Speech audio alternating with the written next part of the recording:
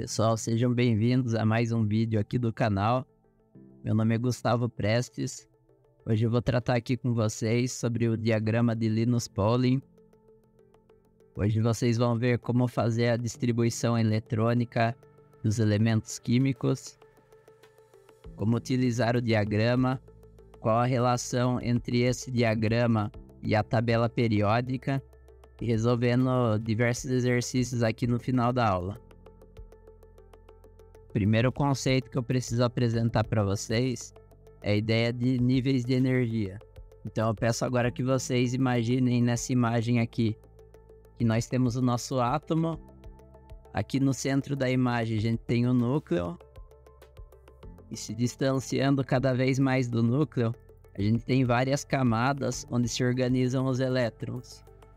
Então os níveis de energia, eles vão se distanciando cada vez mais do núcleo do átomo, e cada nível de energia a gente chama de camadas. Cada camada suporta um determinado número de elétrons.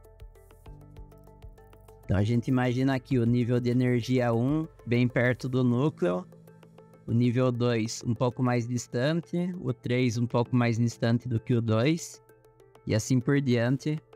A gente tem 7 camadas ou 7 níveis de energia.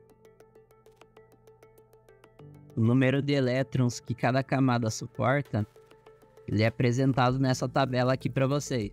Cada nível é representado aqui por uma letra do alfabeto, começando pela letra K e vai até a letra Q. O primeiro nível suporta 2 elétrons, o segundo 8, o terceiro 18, depois 32 e assim por diante, de acordo com a numeração dessa tabela.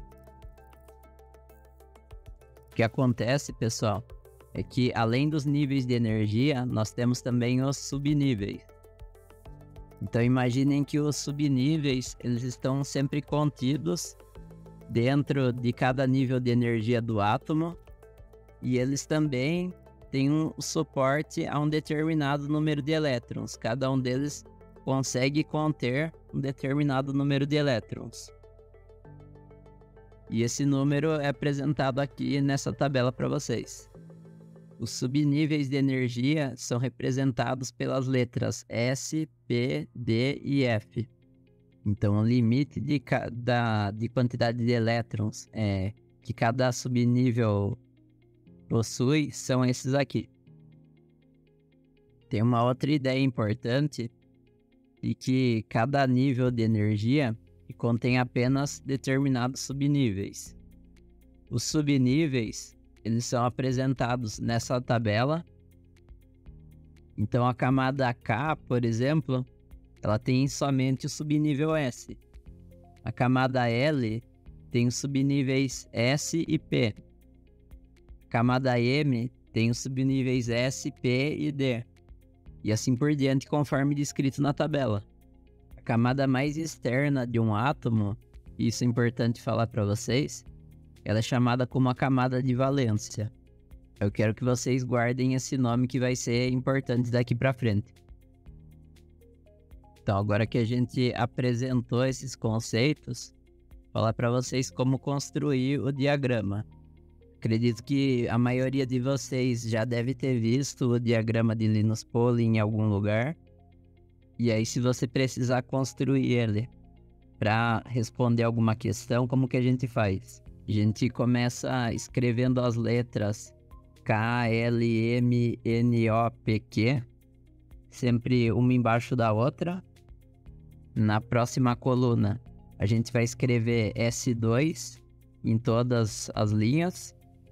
Na próxima coluna, a gente vai escrever P6 em todas as linhas, só que vai tirar a primeira. Então a gente tira só a primeira linha, escreve P6 em todas as outras.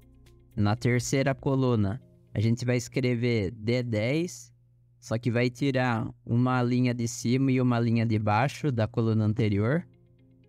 E aí na última coluna, a gente vai tirar mais uma linha de cima e uma linha de baixo e vai escrever F14. Aí os números da frente a gente preenche com o número da linha. Então a primeira linha é 1, segunda linha 2, terceira linha 3. E aí, terminando de fazer, a gente escreve setas na horizontal, na diagonal, perdão. Então, as setas são sempre na diagonal, começando lá do 1S2 e vai até o final do diagrama. Esse diagrama ele representa a ordem em que os níveis e os subníveis de energia são preenchidos pelos elétrons. Então, quando a gente está preenchendo esse diagrama, é legal a gente lembrar que às vezes ele vai passar para a camada seguinte antes de completar a camada atual. Então, por exemplo, quando ele terminar o 3P6, ele vai passar para o 4S2 e depois ele volta no 3D10. Então, o subnível mais energético, ele é sempre o último, mas nem sempre o último subnível vai ser a camada mais externa. A camada mais externa vai ser aquele em que o número da linha for maior. A gente entra agora na ideia de configuração ou distribuição eletrônica. São termos aqui que têm o mesmo significado. Então, cada átomo possui uma determinada distribuição de acordo com a ordem do diagrama de Linus Pauling. A gente sabe que para um átomo neutro, o número atômico é igual ao número de elétrons. Caso a gente encontre um íon, a gente deve somar ou subtrair o número de elétrons igual à carga do átomo. Então, olhando para o diagrama aqui, vou colocar um exemplo. Então, a gente inicia aqui com o oxigênio. O oxigênio tem o número atômico 8. Então, a gente segue o diagrama até a gente completar os 8 elétrons. 1s2, 2s2, 2p4. Se a gente for somar os números menores, a gente vai ver que dá 8. Então, essa é a configuração eletrônica do oxigênio. Um outro exemplo, manganês. Mesma coisa. Então, é seguir o diagrama e escrever a configuração eletrônica até que a soma dos números menores chegue no 25, que é o número atômico do manganês.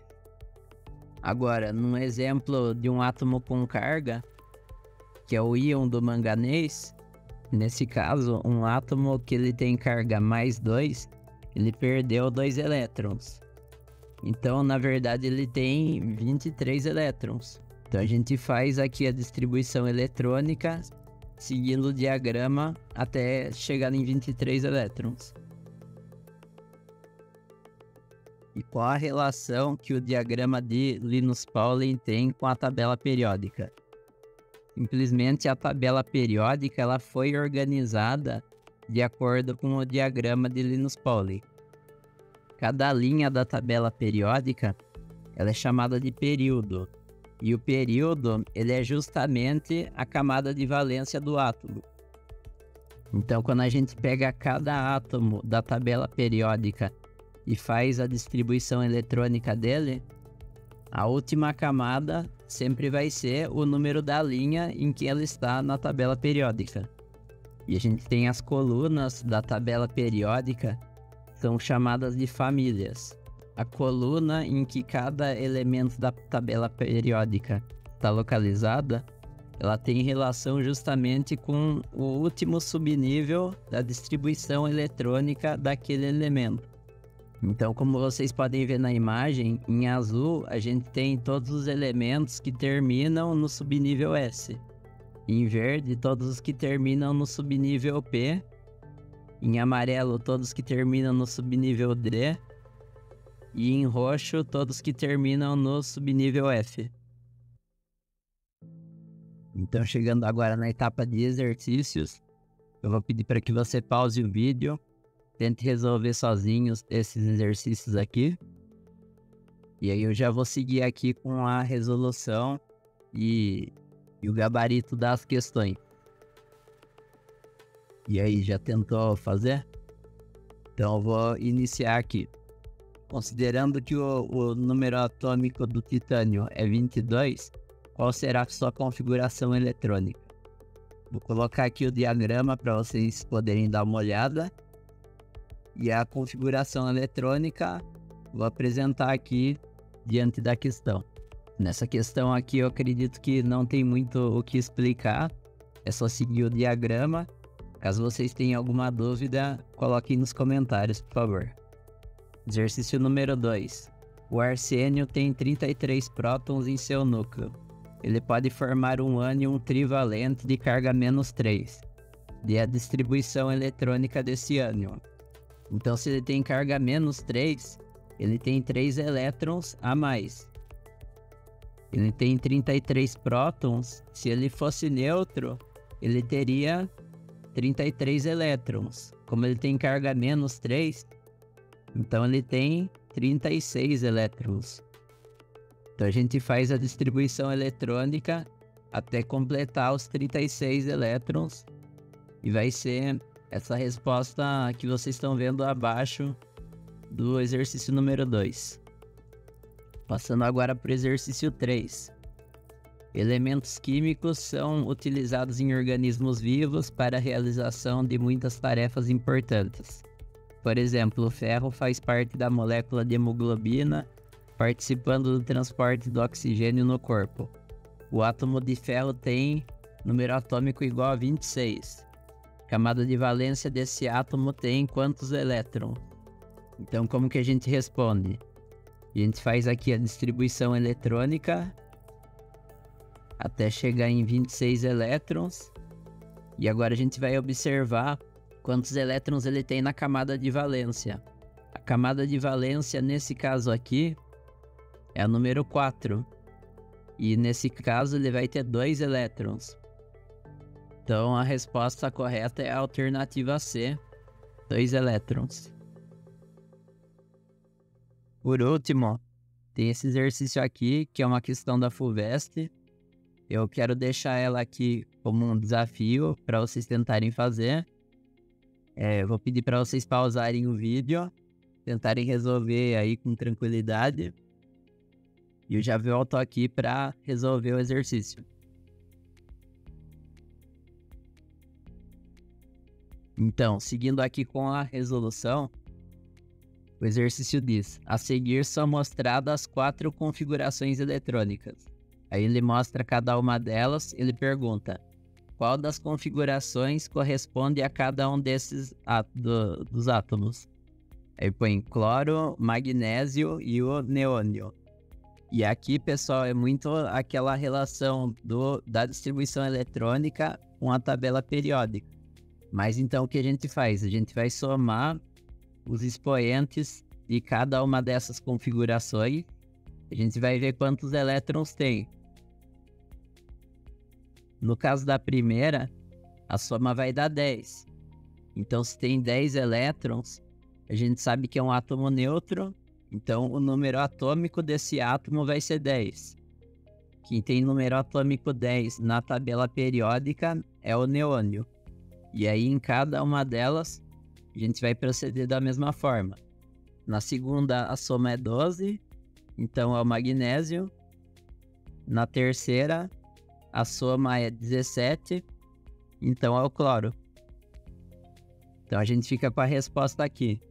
Número 1, neônio. Número 2, magnésio. Número 3, o cloro. A letra B pergunta: quais configurações representam o mesmo número de elétrons na camada de valência? Então ele coloca vários átomos aqui. Ele passa o número atômico de cada um deles. Então a gente começa aqui com a distribuição eletrônica. A número 1 a gente já viu aqui que é do neônio.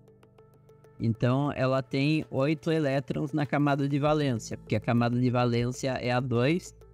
Então a gente soma os 2s2 e o 2p6.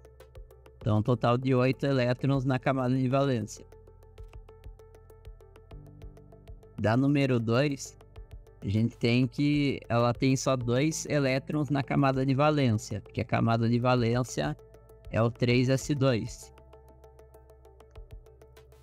Na número 3, que é o cloro, a camada de valência é o 3s2, 3p5. Então ele tem 7 elétrons na camada de valência. E aí a gente tem na número 4 a camada de valência 3s2, 3p6. Tem também 8 elétrons na camada de valência. Então, as que têm o mesmo número de elétrons são a 1 e a 4. As duas têm 8 elétrons na camada de valência. Agradeço muito vocês que assistiram essa aula. Se esse conteúdo foi útil para você, eu peço que você deixe um like no vídeo, se inscreva no canal para você receber as próximas videoaulas, compartilhe esse vídeo com seus colegas estudantes. Caso tenha ficado alguma dúvida, vocês podem estar deixando aqui nos comentários. Caso você queira ter aulas particulares para se preparar melhor para um vestibular ou para um concurso que você esteja tentando, você pode estar entrando em contato comigo. Tem um link aqui na descrição em que você consegue acessar. Os preços são bem acessíveis. Por hoje é isso e eu vejo vocês no próximo vídeo.